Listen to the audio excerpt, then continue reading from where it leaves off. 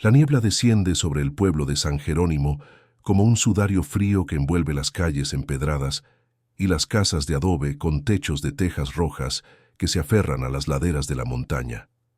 Este pueblo, en las tierras altas de Perú, existe desde tiempos coloniales, fundado alrededor de una iglesia barroca cuyas torres gemelas dominan la plaza central y pueden verse por kilómetros en todas direcciones. Es el año 1887 y San Jerónimo ha conocido siglos de historia, guerras de independencia, revoluciones, terremotos que destruyeron edificios pero nunca lograron destruir el espíritu resiliente de su gente.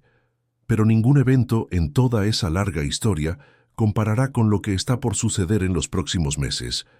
Una serie de acontecimientos que sacudirán los cimientos mismos de la comunidad y revelarán secretos enterrados durante generaciones. La iglesia de San Jerónimo el Grande es magnífica, incluso en su deterioro. Sus paredes de piedra tallada cubiertas de musgo, sus frescos interiores desvanecidos por siglos de humo de velas y humedad, pero todavía mostrando escenas de santos y mártires en colores apagados que alguna vez fueron brillantes. El altar mayor está adornado con oro que sobrevivió los saqueos de varias guerras porque los habitantes del pueblo lo escondieron cada vez que se acercaban ejércitos. La iglesia es el corazón del pueblo, el lugar donde nacimientos son celebrados con bautizos, donde matrimonios son santificados, donde los muertos son despedidos con misas antes de ser enterrados en el cementerio adyacente, cuyas tumbas más antiguas datan de hace más de 300 años. El padre Mateo Salazar ha sido párroco de San Jerónimo durante 18 años. Llegó como joven sacerdote recién ordenado en 1869 y ahora tiene 43 años, su cabello prematuramente gris, pero sus ojos todavía brillantes con la intensidad de fe que lo llevó al sacerdocio. Es amado por su congregación, conocido por su compasión hacia los pobres, su disposición a trabajar en los campos junto a los campesinos cuando necesitan ayuda, su habilidad para encontrar palabras de consuelo en los momentos más oscuros. Las madres le confían sus hijos para educación religiosa, los enfermos lo llaman a sus lechos de muerte, los jóvenes buscan su consejo antes de tomar decisiones importantes sobre matrimonio o vocación. Es figura central en la vida del pueblo, respetado universalmente o así parece en la superficie. Pero bajo la fachada de normalidad y respeto, algo oscuro ha estado creciendo en San Jerónimo. Durante los últimos 6 meses, 4 personas han muerto en circunstancias extrañas. Primero fue don Esteban Cortés, terrateniente rico de 60 años, que fue encontrado muerto en su hacienda, aparentemente de ataque al corazón, aunque estaba en perfecta salud el día anterior. Luego vino doña Mercedes Villanueva, viuda que controlaba considerable fortuna heredada de su esposo, encontrada ahogada en el río, a pesar de que todos sabían que nunca se acercaba al agua porque no sabía nadar. Después murió el comerciante Rodrigo Menéndez, envenenado supuestamente por comida en mal estado, aunque otros que comieron de la misma comida no enfermaron. Más recientemente, la joven Isabela Ramos, de solo 25 años, fue encontrada muerta al pie de un acantilado, su muerte declarada accidente, aunque vecinos murmuraban que ella nunca caminaba cerca de bordes peligrosos. Cada muerte por sí sola podría explicarse como accidente o desgracia natural. Pero 4 muertes en 6 meses en pueblo pequeño, donde la gente raramente muere excepto de vejez o enfermedades prolongadas, comienza a parecer patrón siniestro. Los habitantes empiezan a susurrar en las esquinas, miradas sospechosas intercambiadas en el mercado, teorías murmuladas sobre maldiciones o presencias malignas. El miedo se instala en San Jerónimo como niebla que nunca se levanta completamente. Cada familia preguntándose quién será el próximo, qué atrae esta racha de muerte súbita. Lo que nadie sospecha, lo que parece completamente imposible, es que el padre Mateo está detrás de cada muerte. El sacerdote amado y confiado es asesino, pero asesino con motivaciones que él considera justificadas por propósito superior. La historia comienza décadas atrás, antes de que Mateo fuera sacerdote, cuando era joven de familia pobre cuyo talento intelectual llamó atención de la iglesia. Fue seleccionado para educación en seminario, oportunidad extraordinaria que sacó a su familia de pobreza y le dio futuro que nunca habría tenido de otra manera. Durante su tiempo en seminario en Lima, Mateo estudió no solo teología, sino también los archivos históricos de la Iglesia, documentos antiguos que narraban siglos de historia eclesiástica. Fue allí donde descubrió referencia oscura a tesoro legendario, riqueza acumulada por primeros conquistadores españoles y confiada a la Iglesia para custodia.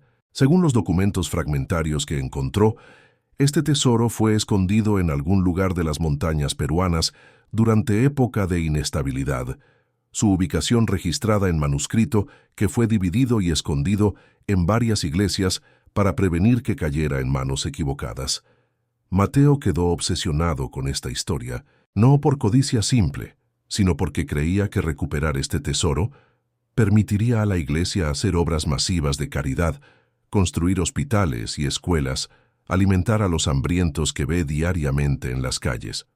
Su fe y su obsesión se fusionaron en visión donde él sería instrumento de Dios para recuperar esta riqueza perdida y usarla para bien mayor. Pasó años investigando, siguiendo pistas fragmentarias a través de archivos polvorientos, aprendiendo que una pieza del manuscrito dividido fue escondida en la iglesia de San Jerónimo hace siglos.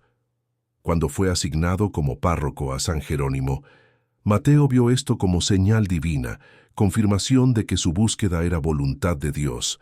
Pasó años explorando cada rincón de la iglesia, buscando el manuscrito escondido sin éxito. La frustración creció, su obsesión intensificándose hasta consumir todo su pensamiento. Comenzó a racionalizar que cualquier acción estaba justificada en servicio de recuperar el tesoro para propósitos sagrados, su lógica torciéndose hasta que el mal podía ser justificado por bien mayor imaginado. El padre Mateo eventualmente dedujo que el manuscrito debía estar escondido en propiedad privada, posiblemente en casas construidas sobre terrenos que alguna vez pertenecieron a la iglesia. Cada una de sus víctimas tenía algo en común. Sus propiedades estaban en ubicaciones que correspondían a sitios históricos de interés. Don Esteban vivía en casa construida sobre lo que alguna vez fue convento. Doña Mercedes poseía terreno donde estuvo la primera iglesia antes de que fuera reconstruida. Rodrigo tenía edificio que fue parte del complejo eclesiástico original. Isabela había heredado recientemente casa antigua con bodega que databa del período colonial temprano. El padre Mateo los mató uno por uno. Cada asesinato cuidadosamente planeado para parecer accidente o muerte natural. Envenenó a don Esteban con digital que imita ataque cardíaco. Empujó a doña Mercedes al río después de drogarla con té que le preparó durante visita pastoral. Puso arsénico en la comida de Rodrigo durante cena, donde fue invitado como sacerdote respetado. Empujó a Isabela del acantilado después de convencerla de acompañarlo en caminata para discutir supuestos asuntos espirituales. Después de cada asesinato, registró las propiedades de las víctimas cuando estaba solo, buscando desesperadamente el manuscrito que justificaría sus crímenes terribles. Pero el manuscrito permanece elusivo y la presión comienza a afectar al padre Mateo. Debe mantener su fachada de sacerdote compasivo mientras internamente está desmoronándose bajo peso de culpa y obsesión. Conduce funerales de sus propias víctimas, ofreciendo palabras de consuelo a familias que lloran, mientras secretamente busca en sus casas. Su confesor interno lo atormenta en noches de insomnio, pero racionaliza cada crimen como necesario, como sacrificio que Dios comprenderá cuando finalmente recupere el tesoro y haga gran bien con él. La quinta víctima potencial es Clara Mendoza, maestra del pueblo de 32 años que vive en casa más antigua de San Jerónimo, estructura que definitivamente existió en periodo colonial temprano. El padre Mateo se ha convencido de que el manuscrito debe estar allí, es su última esperanza, antes de que deba expandir su búsqueda más allá del pueblo o admitir que toda su cruzada ha sido basada en fantasía. Comienza a visitarla frecuentemente, con excusas de discutir educación religiosa de niños del pueblo, ganando su confianza mientras planea su muerte. Clara es mujer inteligente y observadora. Nota algo extraño en las visitas del padre, una intensidad en sus ojos cuando mira las paredes de su casa. La forma en que sus preguntas sobre la historia del edificio parecen más importantes que las supuestas discusiones sobre educación.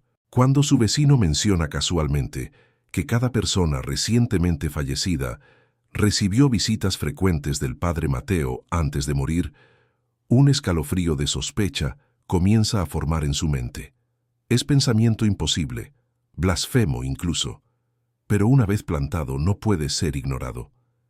Clara comienza su propia investigación discreta. Habla con familias de los muertos. Aprende que el padre visitó a cada uno repetidamente antes de sus muertes. Descubre que en cada caso, el padre estuvo solo en sus casas en algún momento. Oportunidad para registrar o plantar veneno. Los patrones emergen cuando los busca. Coincidencias que dejan de parecer coincidencias cuando se acumulan. Pero no tiene prueba real. Solo sospechas que suenan locas cuando las articula incluso a sí misma. La verdad finalmente emerge de manera completamente inesperada. Clara ha heredado recientemente no solo la casa, sino también su contenido, incluyendo baúl viejo, en el ático que nunca se molestó en abrir. Una tarde lluviosa, cuando está limpiando, finalmente fuerza la cerradura oxidada. Dentro, encuentra documentos antiguos, cartas de sus antepasados que vivieron en casa hace siglos, y en el fondo, envuelto en tela aceitada para protegerlo de humedad, un manuscrito en latín medieval con sellos de cera que muestran insignia de Iglesia Católica. Clara no puede leer latín, pero reconoce que esto es algo importante, posiblemente valioso.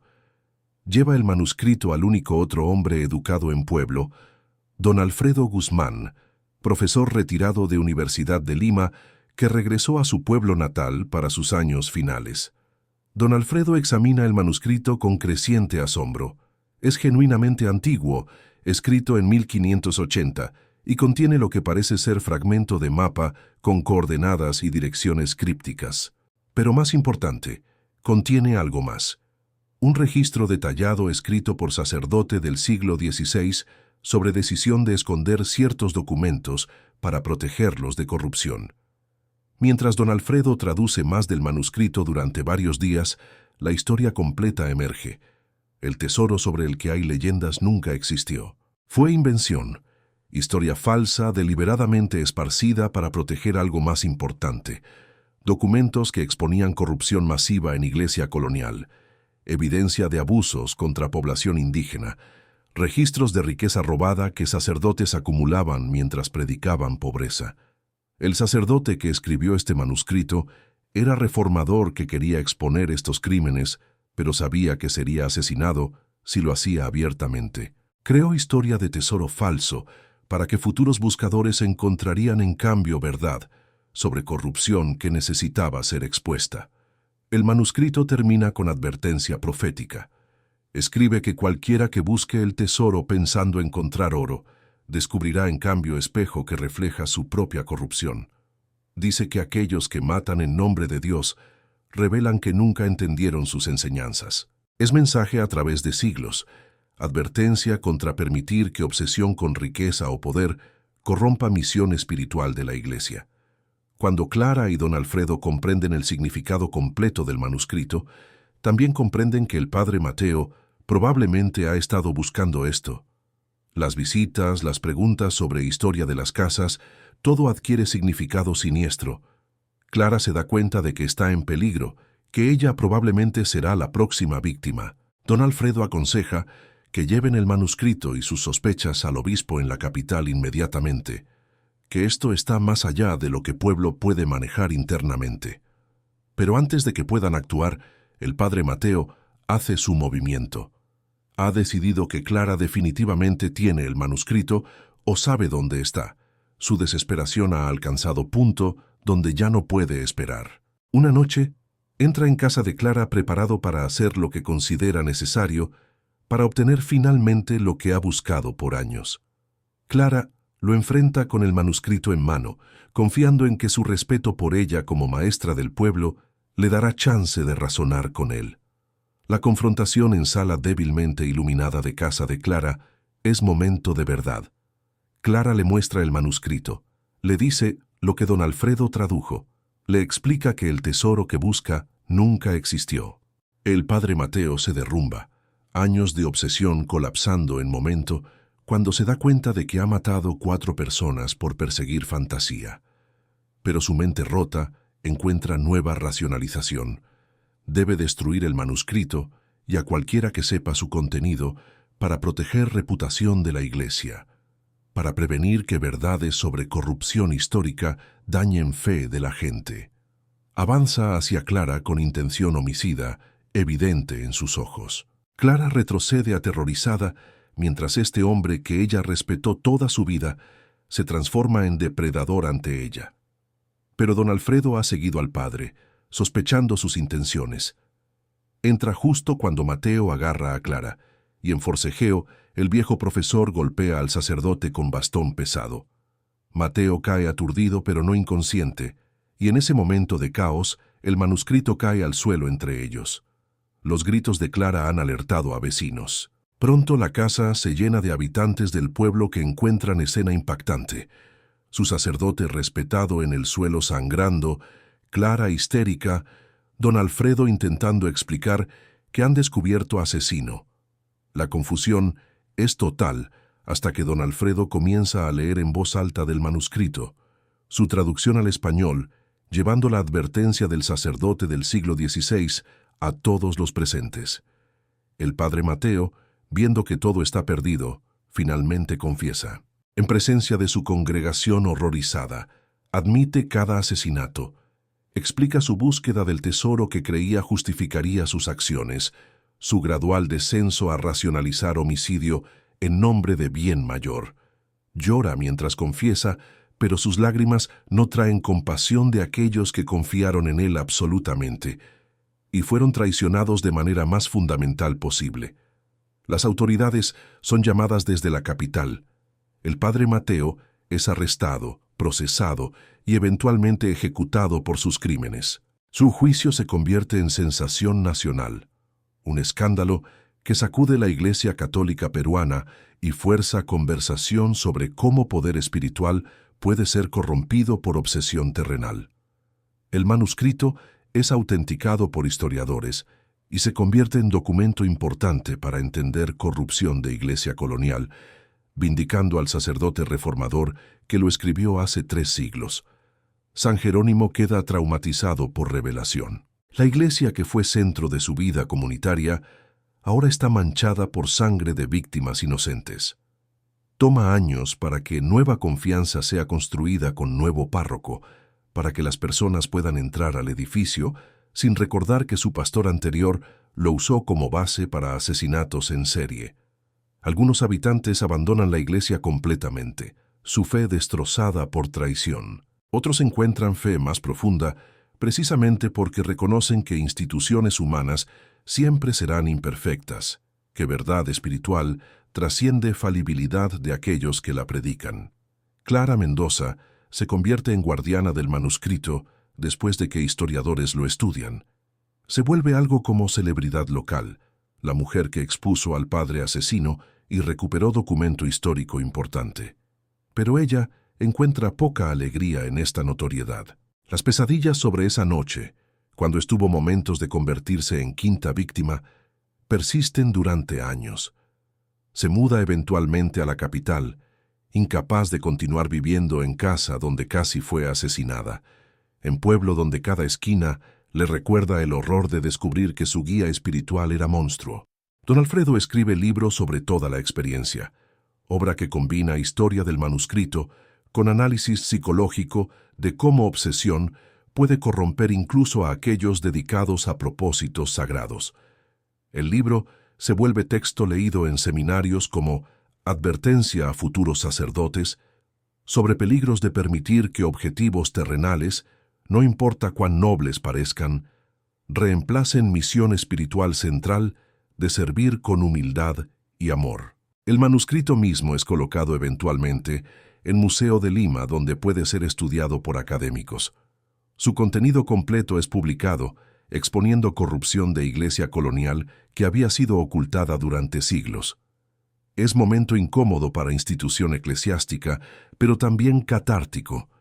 Reconocimiento de errores pasados que es necesario para crecimiento moral. El sacerdote que lo escribió en 1580 finalmente logra su objetivo, aunque tomó 3 siglos y costó 4 vidas adicionales para que su mensaje fuera entregado.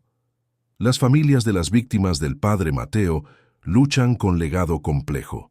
Sus seres queridos fueron asesinados por hombre que confiaban completamente, en búsqueda de tesoro que nunca existió, basado en malinterpretación de documento que pretendía advertir contra exactamente el tipo de corrupción que Mateo representaba. La ironía es casi insoportable. Algunos encuentran consuelo en saber que verdad finalmente emergió, que el asesino enfrentó justicia, que el manuscrito que costó tanto recuperar tiene valor histórico y moral genuino. Otros nunca encuentran paz, la sinsentido de las muertes demasiado grande para aceptar. Los habitantes de San Jerónimo aprenden lección dolorosa sobre idolatrar figuras de autoridad. El padre Mateo fue respetado hasta el punto de ser considerado casi santo. Sus palabras nunca cuestionadas, sus acciones siempre asumidas como guiadas por sabiduría divina. Su caída demuestra que incluso aquellos en posiciones más sagradas son humanos falibles capaces de mal terrible cuando pierden su camino moral.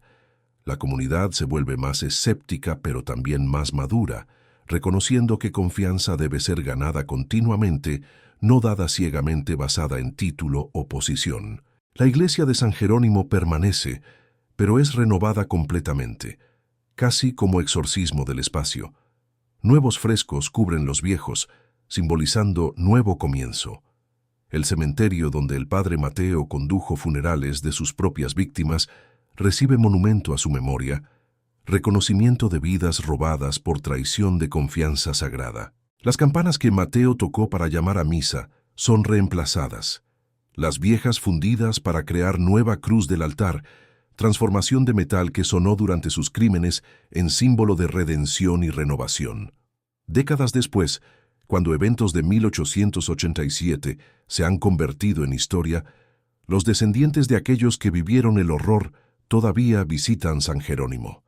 Vienen a ver el lugar donde sus antepasados enfrentaron traición impensable y donde verdad oculta durante siglos finalmente emergió. Vienen a leer las palabras del sacerdote reformador del siglo XVI en el museo, a comprender que su advertencia sobre corrupción que crece cuando poder espiritual se mezcla con obsesión terrenal es eterna, relevante en cada época. La historia del padre Mateo Salazar se convierte en cuento con moraleja contado en seminarios y clases de ética por toda América Latina. Es advertencia sobre peligro de racionalizar mal en nombre de bien mayor, sobre cómo obsesión puede transformar incluso las intenciones más puras en justificación para atrocidad. Es recordatorio de que el camino al infierno está pavimentado con buenas intenciones, que ningún objetivo justifica asesinato, que cuando alguien comienza a creer que está por encima de mandamientos morales básicos porque sirve propósito superior, ya ha perdido todo lo que afirmaba servir. El manuscrito antiguo que causó tanto sufrimiento también salva vidas en su manera. Su mensaje sobre corrupción eclesiástica contribuye a reformas que hacen Iglesia más transparente, más responsable ante aquellos que sirve. Su advertencia sobre obsesión con riqueza ayuda a futuros sacerdotes a reconocer cuando están permitiendo que objetivos materiales reemplacen misión espiritual. El sacerdote anónimo que lo escribió hace siglos nunca imaginó cómo su trabajo sería descubierto o el precio que sería pagado. Pero su visión de exponer verdad para prevenir futura corrupción finalmente se realiza. San Jerónimo sobrevive su trauma y eventualmente prospera nuevamente. La niebla todavía desciende sobre el pueblo cada anochecer, envolviendo las calles y la iglesia renovada en misterio. Pero ahora es solo niebla, fenómeno meteorológico sin el peso de secretos oscuros y crímenes sin resolver. Los habitantes han aprendido a confiar nuevamente, aunque con sabiduría ganada dolorosamente sobre necesidad de vigilancia, incluso hacia aquellos en posiciones sagradas. Viven sabiendo que la verdad no importa cuánto tiempo esté enterrada, eventualmente encuentra camino a la luz, y que esa luz, aunque dolorosa cuando primero expone oscuridad, es única forma de genuina sanación y crecimiento moral.